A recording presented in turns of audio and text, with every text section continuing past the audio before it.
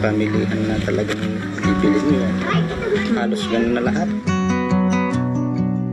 Wala na rin yung mga dati natin yung mga puti o kaya dating mga yellow corn sana nakakain. Hindi na. Kung umutang siya, tatanim.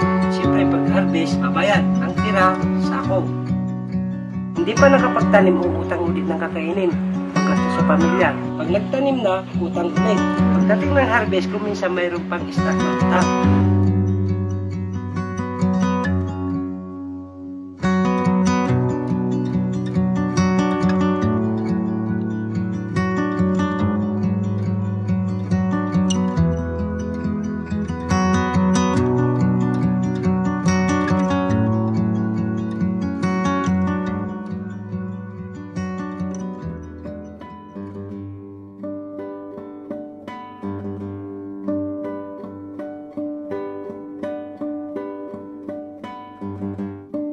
Isa ang probinsya ng Isabela sa mga lugar kung saan unang sinubukan ang BT corn. Ang BT corn ay isang tipo ng mais na nilagyan ng lason mula sa isang mikrobyo upang puksain ang uod na sumisira sa mais. Ayon sa mga magsasaka sa bayan ng Etxague, taong 2000 nang ipatanim ng mga traders ang GM corn. Bukod sa BT corn, inilalako din ang Roundup Ready o RR corn. Ito ay produkto ng Monsanto, isang multinasyonal na kumpanya sa Estados Unidos. Kung papasok yan sa barangay, nag-aabiso yung mga technician ng Monsanto, pupuntahan kaya namin itong araw. Tapos bibigyan sila ng araw ng mga tao, yung mga manananim. Isasanggunin nila sa mga traders, ganoon. Tapos yun naman, traders ang kukuha sa Monsanto, ipapautang naman sa mga tao. Ang RR corn ay ginagamitan ng pamatay damo na Roundup o glyphosate, isa ring produkto ng Monsanto na lubhang nakalalason. Mahigit 90% ng GM corn sa bansa ay stack trait o pinaghalo na ang katangian ng BT at RR sa iisang klase ng mais. Ang sinasabi lang naman nila is mas matipid siya, mas madali siyang hindi ganong pagod yung magsasaka. Kasi hindi mo na siya kailangang daguhan, maraming taong gagamitin, kundi isprayan mo na lang siya kahit mag-isa ka lang doon sa isang hektarya. Noong una, hindi nalalayo ang presyo ng binhing GM sa iba pang tipo ng konbensyonal na mais. Ngunit makalipas lamang ang ilang taon, dumoble ang presyo ng binhing GM corn.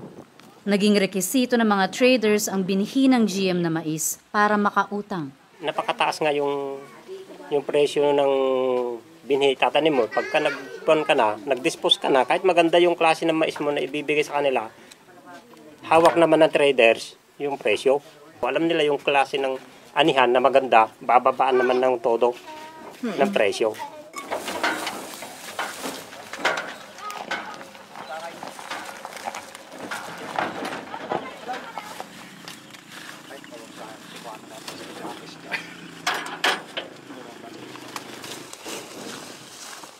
Kasi ti Diyos Apo, kat mulay liwliwag ko, panangirurunan mo.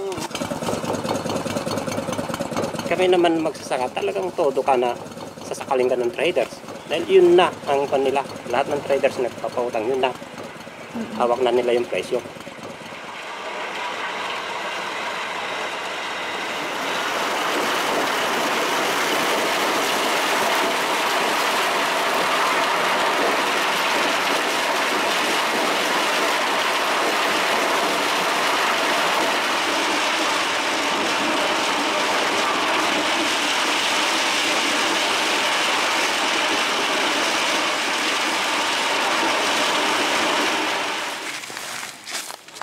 Kung hindi mo kinaya ng nakautang ka, mga 50,000 na, sasabihin sa'yo, na, siya na magpapatanim. O, na, hilain yung kalabaw, kinulang yung kalabaw, baka yung pang lupa mo, siya na magpapatanim. Kung ilang cropping, ganyan. Ang cropping, kuwan na yan, para matubos mo lang yung utang mo doon. Yun ang patakaran nila.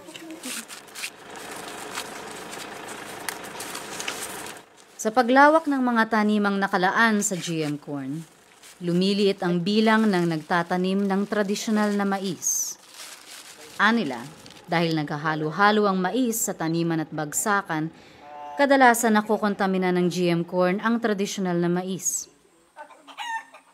Hindi maiwasan na may mga magsasaka at hayop na kumakain ng GM Corn. Pero dahil may taglay na laso ng GM Corn, hindi ito dapat kainin ng tao o maging ng mga hayop. Ang epektuhin niya yung GM, hindi mo nakakain yan na yung kainin mo lang, hindi kagaya ng ordinaryong pagkain na mais, yung mga puti.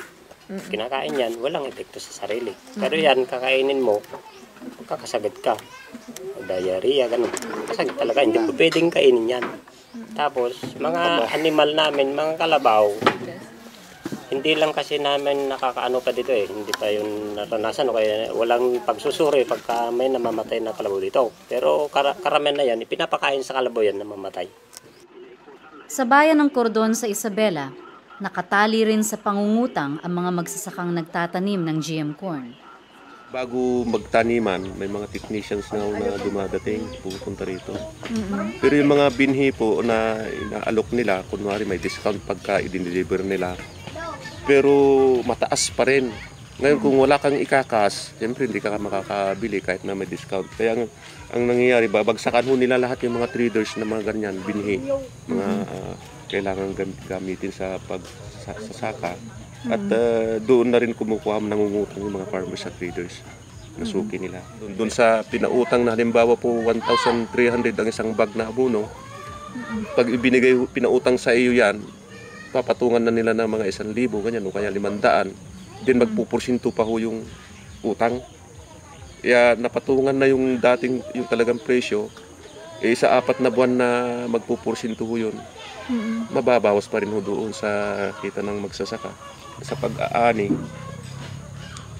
kung maka-100 man halimbawa ng 1 hektarya isang magsasaka, halos konti lang yung tubo kasi ang taas ng presyo ng mga farm inputs. Sa 1 hektarya, bali 2 bag ang binhi para sa 1 hektarya. Ito po yung binhi na habang tumatagal, bumababa yung kilo, tumataas naman yung presyo. Bali 4,000 po ang isang bag nito, plus yung pong round up na pamatay damo, 1,300 po ang isang galon. Sa bayan ng Banaban sa Pangasinan, hinikayat ang mga magsasaka na ipagpalit ang mga tradisyonal na binhi sa binhing GMO. Parang sinasaka mo, Yung dati na traditional, nag-open-offer sila para mas mataas ang income, sabi, o mataas ang yield, pinalit sa hybrid. Mula nung nahawakan nila hybrid, wala na silang may tanim na binhi. Wala lang naiwan sa kamay nila, umasa na lang sa hybrid. Kaya nung natikman nilang na yung na corn borer, humanap na naman sila ng mas matibay daw, pinasok na naman yung bitikon. Kaya ganun, nawala na sa kontrol ng pagsasaka talaga yung binhi. Taas, every year halos tumataas yung ginagamit nilang input sa abono. Kung dati, kasi nung unang-una din akong magtanim ng mais nung bagong kasaraw na 1992-93, yung ginagamit ko noon sa isang bag, yung 18 kilos na binhi, halos 1 hektarya yun. Dati 4 to 5 bags lang yun. Ngayon, yung ginagamit na ngayon, yung isang bag na yun, nasa 12 to 15 na kasi sa haba ng panahon, yung lupa, patigas ng patigas. Sa paggamit ng GM Corn, napansin din ng mga magsasaka ang pagdami at pagsulpot ng bagong mga peste na tila hindi na tinatalaban ng lason. Oo. Pagka lumabas na itong buhok, yan, tinatamaan na yan. Masyadong matabang mga piste ngayon. At saka may bagong lumalabas daw na yung mga maatake sa bulaklak. palaging may bagong matitibay na pisting umaatake sa kanila kaya hindi sila katulad din sa farm. Kung dati yung army worm lang ang namin problema namin, ngayon dumarating na yung brown leafhopper. Sa Visayas, hindi naiiba ang karanasan ng mga magsasaka sa pagtatanim ng GM corn.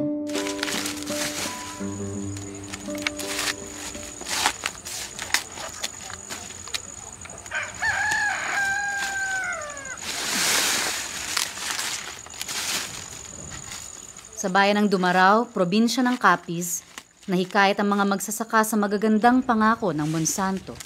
Mabato sa conbore resistant ko no. Hindi pa ka mga sapat-sapat, hindi madaw ko sapat-sapat kuanti mo ang dubli kita. Kay magluwas ka drag ko ang bunga, hindi kin madotlan ka sakit. Walang kakayahan ng mga magsasaka na magpinansya ng pagtatanim ng GM corn. Maliban sa direktang pangungutang sa traders, lumalapit din sila sa mga guarantors. Sila ang nangungutang sa pangalan ng mga magsasaka. Malaki ang interes sa utang sa mga guarantor. May patong din sa presyo ng binebenta nilang binhi. Ang iban lugi man. Mas halos kalabanan ng dia sa lusot dampi sa mga membro kada paor. Duro dyan yagin pamulan itlupa ka nagrantor nga nagkaralugi. Sadyaring hindi pinaliwanag sa kanila kung ano ang GMOs at ang mga lason na nilalagay dito. Wag kita sa nagambal ka, hindi pwede ganon. Ya ginalantaw mo lang yati man ako nanlo jay balasahon sa gwa. Sundo lang nyo Kaya ibang tanang nga mangungumay, hindi man kamaan magbasa. Nagmitir tanda kag magano.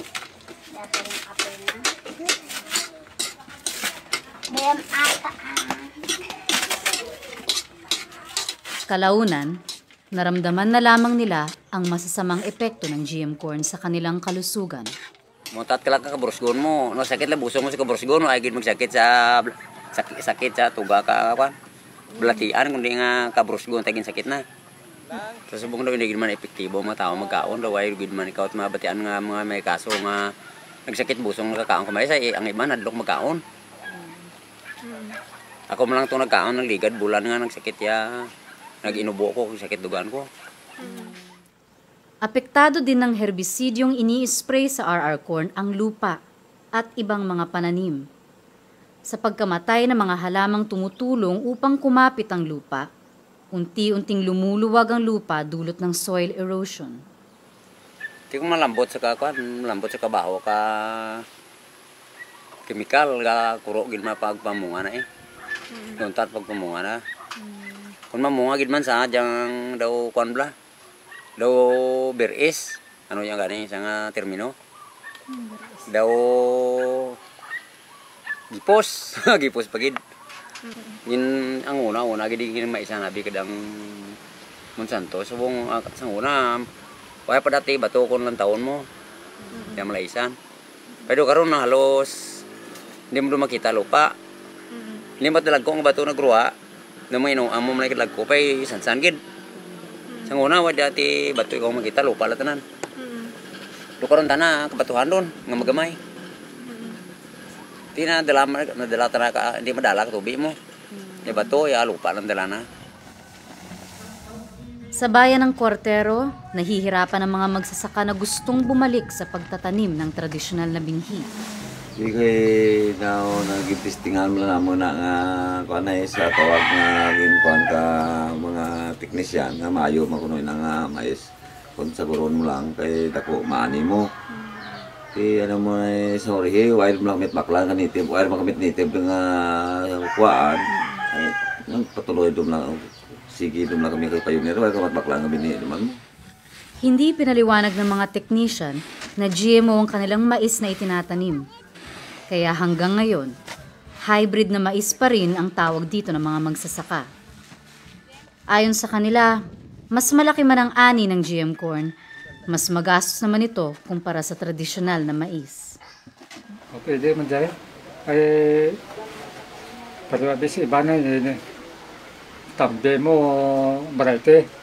Ang imo din ito base kung may express da napalid ka hangin ang kwan ang kursis ang nason mapok sa mga nitin patay tayo imo pwede ka balik kon pero siguro base kung mamatay ang binhi nga nitin o acidic ng duta kung tanan kami mabalik siguro pero siguro mantatangat mga 2 katuig para ang damang mampawan na duta. Laganap din ang GM corn sa Mindanao. Pumapangalawa ito sa rehiyon ng Luzon sa lupang nakalaan sa GM corn.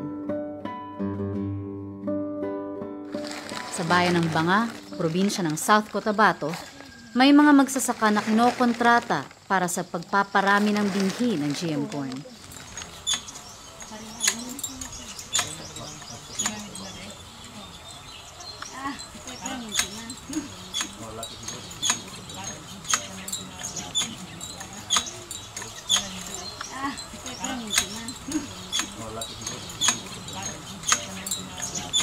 Walang garantiya ng kita kahit ang mga seed growers o mga magsasakang pumayag na gawing demo farm ang kanilang lupain. Ayon sa isang magsasaka, nalugi siya nang pumalpak ang pag-eeksperimento sa binhi ng Pioneer. Ang Pioneer ay pag-aari ng DuPont, isang multinasyonal na kumpanya sa Estados Unidos. Pasok ako kaagad dahil wala akong binahawakang pera. Apo. Sa kanila lahat hanggang land prep, seeds, lahat na sa kanila, chemicals. Siyempre ikaw ba naman na farmer na walang ni piso wala, di doon ka na. Maayos na naisagawa ang naunang mga pagtatanim, pero sa ikatlong subok, nasira ang halos lahat ng kanyang pananim. Lumalabas na masyadong matapang ang lason na inilagay ng mga nag-eeksperimento. Tindis nila na ginamitan ng glyphosate yung mais, sunasunog. Nakala ko, with insurance, hindi pala kung bagay mo pa doon sa main office na ilaban mo pa kung na-failure ba o sa calamity. Wala rin nangyari. Hindi ko na yung pinaglaban. Pag yung mais lang ang inaasahan mo, pag na-failure ka, almost 1 year na hirap ka na. Yung utang mo, may interest. Sa 5,000, 3 sakong palay. So hanggang umabot na po sa magkano ang naging utang niyo?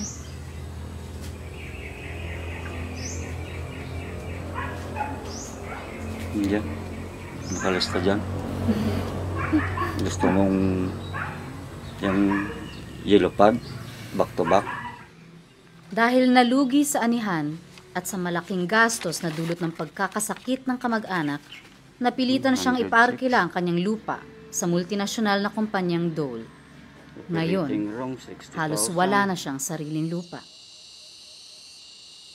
Sa bayan ng Malitbog sa Bukidnon, unti-unti nang tinatalikuran ng mga maliliit na magsasaka ang pagtatanim ng GM corn. Nakaroon gani, dag-awat ng panahon na daghang mga gagmay mag-uman, sunod gid pagtanom, sila nagtagtunga sa bag. Pero naundang sila nagpabiling karon katurog yung mga dagkong kapital. Dili man daghan ang nagtanom sa ara, pero dagko ang ilang area tungod kay naman sila kapital. Niundang man itong mga gagmay mag-uuma, kaya di man para kaon ng mais. Para naman baligya. Sa pagkalugi sa pagtatanim ng GM corn, lalong naramdaman ng mga magsasaka ang pagkawala ng tradisyonal na mais na pwede sanang iimbak para may kakainin. Hindi man ginong kayo daghan sa sila pagkarkansi sa ilang kapital kay ang nahitabo ka ng pagbaligya sa pag-harvest sa mais hirot og baligya dahil palit na sa pagkaon. Kaya di man to siya makaon. Dito na dayan ang resulta nga ang halin sa ilang mais dili kabot sa sunod cropping, hurot na ang kwarta. Walay kabalik pagtanom sa binhi. Hindi madali para sa maliliit na magsasaka na bumalik sa tradisyonal na mais. apektado ang kanilang pananim ng GM corn na itinatanim sa paligid. Ako gani sa akong kaning saging karon nga grabe nagbuktok man dito matabang nagtugay ko nga epekto gyapon sa chemical siguro kay katong atbang bitaw na do kato kanang sagingan nga dasok ako man na katong ibabaw si gitanuman na diabetic corn saging na ko dadapita tagsargi kay maayuhan ang bunga iti mo gayng mangga kung mamunga siya o mabuwak din ang mangga ikit mo dayon mga tagak ng mangga. Sa masipag ay natutunan ni Mang Max ang likaskaya at organikong pagsasaka bilang paraan upang iangat ang kanyang kabuhayan. Marami na rin siyang nahihikayat ng mga magsasaka sa organikong pagsasaka. Sa ako lang kabahin, gikan sa pagbiya ko sa organic, sugod ko sa organic 2,000. Na sa ako lang kagalingon gyud. 2,000 nagsugod ko sa organic. Ang iko anak kong base nga ni-improve tungod kay ang kuan man kay hektare akong napalit nga yuta. 7 o 7. Pero sa inorganic na 15 katig wala ko napalit nga yuta. Pinatutunayan ng 10 taong karanasan ng mga magsasaka na walang maidudulot na mabuti ang GM corn sa kalusugan, kapaligiran at kabuhayan ng mga magsasaka. Sapat na sabihin na tanging ang malalaking kumpanya sa binhi, ang pamahalaan at mga lokal na mga ngalakal ang nakinabang sa GM corn. Sa harap ng mga balakid na hatid ng GMOs, naniniwala ang mga magsasaka sa kanilang kakayahang baguhin ang kasalukuyang sistema ng agrikultura. Ito ay sa pamamagitan ng sama-samang paggawa at pagtataguyod ng likaskaya, makakalikasan at makamagsasakang agrikultura. Napapanahon ng panawagan upang muling manindigan at maibalik sa kamay ng mga magsasaka ang kontrol sa binhi, kaalaman, lupa at teknolohiya.